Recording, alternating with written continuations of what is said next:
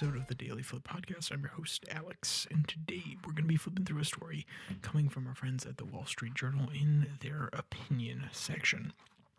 This one's talking about why Donald Trump should be assisting Israel in their bombing campaign. Now, there are going to be lots of opinions on there. I want you to tell me all of them. You can throw it down in the comment section underneath the top one. That will probably be from somebody who supports the mission. I want to hear everybody's opinion. Throw it down there. That's going to be our daily debate. So, with that said, I would normally kick it to the daily debate, but your opinions on it, that is the daily debate. I'm sure there will be lots of consternation and pushback on either side. And of course, we will end today with our daily delight, a story meant to leave you feeling positive, ready to take on the day. Now, with that said, let's jump into the article itself. The headline reads, "The Fardo Imperative for Trump and Israel." Now, for anyone who is not caught up, Israel had a strike against the Iranian nuclear program. That's what they're calling it. They're calling it a preemptive strike, making sure that they won't be able to develop anything. To some, it would be called a initiation of war. To others who want to change the narrative, they would say it's a preemptive strike. And to say it's preemptive, I would argue that you'd have to prove that they were going to use those facilities in order to strike Israel imminently. So I don't necessarily think it falls into that definition, but that is not to deny that Iran has any hatred for Israel. Of course they do. But does that mean that their actions were justified? It doesn't actually matter. And why does it not actually matter? Because we're not dealing with that moral question today. We're dealing with the moral question, in my opinion, of whether or not the United States should be directly involved. So I'll read you the intro paragraph from our friends at the Wall Street Journal. Quote, "Israel continues to bomb key Iranian military sites while Iran is firing missiles into Israeli cities.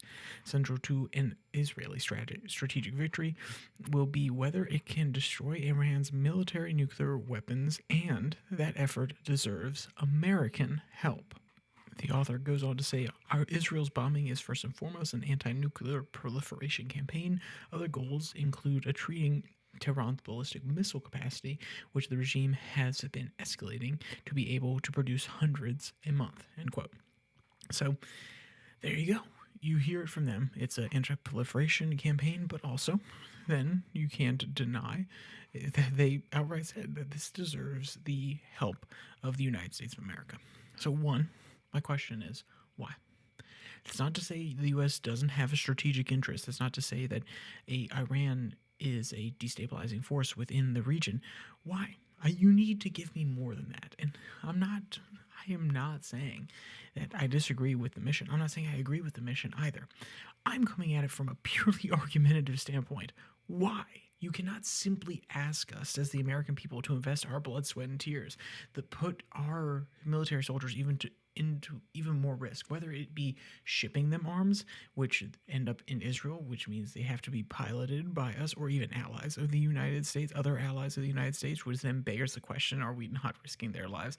Are we not asking things of other nations? Are we not moving the bar higher when it comes to what we are asking of people around us, and then possibly losing their lives when we do ship them arms, even if it goes through France, which we know that it has before, whether it goes through the UK, Germany. But at the end of the day, we're spending blood, sweat, and tears. We're spending money on these sort of operations. We're directly putting people more in harm's way. We literally pulled troops out of Iraq with this coming, and you're asking us to get more involved? What do you think? In this case, the author does outline some very specific things, and I want to go to that paragraph in order to highlight what they're asking for, because it would be unfair to say that they're saying put military boots on the ground. That's why I said shipping of arms first, because that seems to be the main thing they're arguing for here. Though the authors may have different opinions, they may be willing to go further. They don't mention it specifically within here. Quote, "This is where the U.S. comes in. Israel lacks the deep penetrating bombs and heavy bombers to deliver them." So they don't have the heavy bombers. Who has the heavy bombers? Oh, wait, we have the heavy bombers that could do more damage to buried sites. The U.S. has both, and Israel would like U.S. help in taking on these nuclear sites. Specifically, the Fardo one is what they're mentioning here, and that's why it's the Fardo issue that they mentioned at the top of the article. Quote, President Trump seems reluctant to do so for reasons he and the administration haven't explained. Mr. Trump endorsed the initial attacks, though he continues to suggest that the bombing could increase the chances of negotiating a deal dismantling Iran's nuclear program. So far, Iran has shown no interest, and it chose not to attend scheduled talks in Oman on Sunday. Do you hear what they said here? President Donald Trump seems reluctant to do so for reasons he and the administration haven't explained. Excuse me? I'm not saying that they're coming for his neck. I'm not saying they're the most hostile in the world. But the framing of that alone, that he hasn't chose to explain, you are asking a president to not only send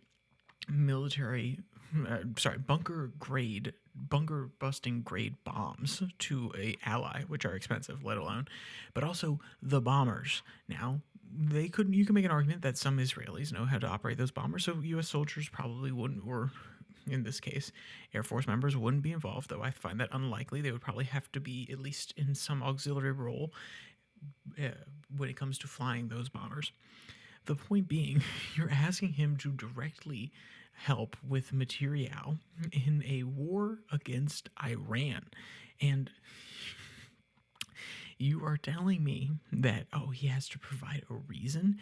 You are asking him to escalate to a point where the U.S. is more directly involved in the war with Iran. And you're saying, but he hasn't provided a reason. Excuse me, he doesn't have to. He is not defending the United States home front, or in this case, he's not doing anything. He's not sitting on his laurels while Canada is attacking the U.S., and then that I would expect him to explain. This is not our war. It never has been our war. This is Israel's war. Israel has the right to defend itself. It sees all of the different terror threats around it as extensions of Iran. That is exactly how it views it. It's not necessarily an unreasonable view to have, especially when they get so much funding from Iran. But to pretend as though simply because Israel wants to fight this war, we have to be side and side, we have to be the ones risking our soldiers as well, at least sending our tax dollars over there. Come on. And it's the righteousness. It is the righteousness with which these people talk about it that frustrates me. When I read this article, I thought it was going to be a normal kind of, just they should support Israel more, not just we should send more materials. And no, they are not simply saying we should send more materials, that they are one of our stalwart allies. They are directly saying that this is in our better interest, and they are aghast. They are aghast when somebody would presume something differently. Now, even Donald Trump, he has a different perspective on this. He's not simply saying we're not giving anything to Israel. There's more nuance to where he's coming from. I'll read you a quote. Quote, "Well, considering that I'm the one that developed America first," yeah, this is from Trump himself. Also, he did not actually. Reagan said it first, and he even stole it from the Reform Party when he was courting them in Ventura in 2000. But most people seem to forget about that, which is interesting. But besides the point, quote, "And considering that the term wasn't used until I came along, I think I'm the one that decides that," Mr. Trump told a writer from The Atlantic. For those people who say they want peace, you can't have peace if Iran has a nuclear weapon. So for all of those wonderful people who don't want to do anything about Iran having a nuclear weapon, that's not peace, end quote. So he's even rhetorically leaning into this, saying, yes, actually, we have to prevent them from getting a nuclear weapon, though he is going about it in a different way. He's trying to negotiate his way there. And honestly, Iran is not the most stalwart defender of peace, so I don't necessarily think that they're going to get there from our actions on negotiating. But all that being said, that does not mean that you have to materially support, that you have to put American people in harm's way in order to reach your goals, especially when Israel has the exact same goal. Guess what? If you really want to send them those weapons, go right ahead. But don't be aghast when people push back on you. Don't be so righteous as to presume that your opinion is the only right one. Goodness gracious, it just frustrated me to no end. Because guess what? Even if you don't like Donald Trump, even if you do like Donald Trump, my entire point is he is simply a man here directing an entire nation And he has to think about more than just his political ends. He has to think about more than just whether or not it lines up with his ideology and the ideology of people around him. He has to look the parents of anybody who passes in their most parents. He has to look them in the eye, or he has to hear their voice and tell them that his actions directly cause this and he's sorry for it and it's not okay. Whatever his way of apologizing for the loss of the life of their child is what he has to go through. So he is holding much more than simple ideology on his shoulders. He is bearing the life of soldiers and members of our military all around the world. And to pretend as though you can be righteous, to pretend as though you can simply say, why? Why hasn't he provided me with an answer? Why has he stayed silent? Why has he not explained why he's not doing something when he doesn't even have to? And I think the answer is pretty darn obvious. Why put American soldiers in harm's way for a war that isn't ours? But hey, I'm just a person with an opinion, and so are the Wall Street Journal. So if you want to read that entire thing, their article, the entire op-ed, will be linked in the description below that like and subscribe button. Also down there you can find the podcast on Spotify, Pocket Cast, Podvine, as well as the Twitter handle at Your Daily Flip, where I post the links to these episodes that come out on Monday, Wednesday, Friday, as well as the links to 6 and 6 that come out on Tuesday and Thursday.